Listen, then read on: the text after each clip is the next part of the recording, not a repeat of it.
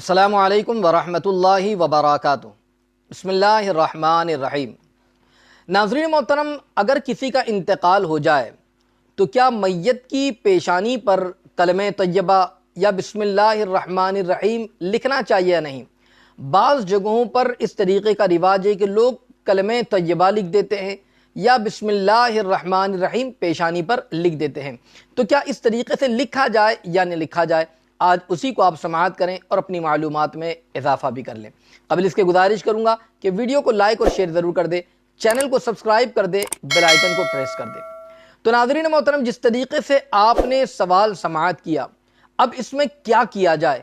تو یاد رکھ لیجئے کہ مردے کی پیشانی پر بسم اللہ الرحمن الرحیم لکھنے اور سینے کے اوپر لا الہ الا اللہ محمد الرسول اللہ صلی اللہ تعالی علیہ وسلم لکھنے کے متعلق علماء کرام بیان فرماتے ہیں کہ اس سے مردے کی مغفرت ہونے کی امید ہے، جیسا کہ حضور صدر الشریعہ علی رحمت و رضوان اس حوالے سے در مختار کا حوالہ دیتے ہوئے ارشاد فرماتے ہیں کہ کفن پر عہد نامہ لکھنے کو جائز کہا انہوں نے۔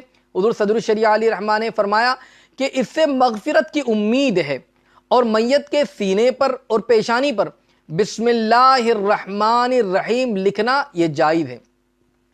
اب اس کے حوالے سے ایک بات یہ بیان فرماتے ہیں کہ ایک شخص نے اس طریقے سے وصیت کی تھی کہ انتقال کے بعد سینے پر جو ہے اور پیشانی پر بسم اللہ الرحمن الرحیم لکھ دی جائے۔ اب اس طریقے سے اس کی وصیت تھی، وصیت کے مطابق عمل کیا گیا اور پیشانی پر بسم اللہ الرحمن الرحیم اور سینے پر کلمہ طیبہ لکھ دیا گیا۔ پھر اس کو کسی نے خواب میں دیکھا، دفنانے کے بعد خواب میں دیکھا اور اس کو حال پوچھا کہ بھائی تمہارے ساتھ کیا معاملہ ہوا، کیا حالت و کیفیت بنی تمہاری؟ تو اس نے جواب دیا کہ مجھے تو لوگ رکھ کر چلے گئے، مگر جیسے رکھ کر گئے تو یاد رکھو عذاب کے فرشتے آ گئے، تو فرشتوں نے جب پیشانی پر بسم اللہ الرحمن الرحیم لکھا ہوا دیکھا تو عذاب کے فرشتوں سے میں بچا لیا گیا۔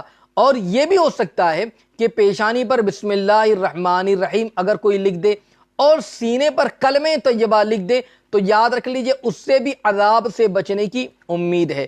مگر یہ لکھا کب جائے؟ تو علماء فرماتے ہیں کہ نہلانے کے بعد اور کفن پہنانے سے پہلے اس طریقے سے لکھے۔ اب نہلا دیا، غسل کر دے دیا، اب جو ایک کفن پہنا رہے ہیں تو اس سے پہلے جو ہے سینے پر کلمہ طیبہ لکھ دے، پیشانی پر تسمیہ شریف یعنی بسم اللہ الرحمن الرحیم لکھ دے۔ مگر اس بات کو یاد رکھے کہ سیاہی سے، پین سے نہ لکھے، انگلی سے لکھ دیں، انشاءاللہ وہ لکھنا بھی کافی ہو جائے گا۔ ایک چیز خاص طور سے اس بات کا خیال رکھیں، اگر کوئی عورت ہے، کوئی خاتون ہے، اس کا جنازہ ہے، تو پھر ایسا نہیں کہ چلو ہمیں لکھنا نہیں آتا تو باہر سے کسی مرد کو بلایا جائے کہ آپ ذرا لکھ دیجئے، اس طریقے سے ہرگز نہ ہو، بلکہ اس کا جو بھی محرم ہے اس کے محرم کو کہا جائے اور اسی سے کہا جائے کہ آپ لکھ دیں۔